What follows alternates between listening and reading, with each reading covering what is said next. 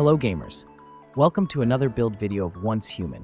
Today we will be talking about KVD BoomBoom.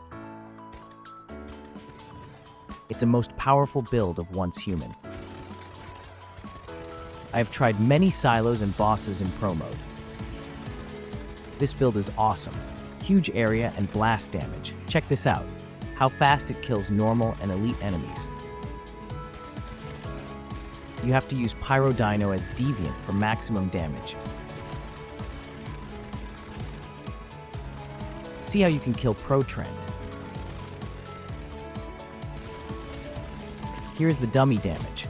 First bullet has insane damage.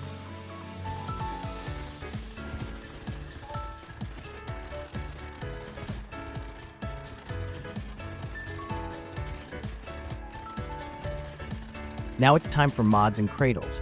My secondary weapon, DE.50 Wildfire with vulnerability amplifier. My melee weapon is long axe mod, don't matter. My primary weapon is the KVD BoomBoom with flame resonance mod. Blackstone helmet with deviation expert mod.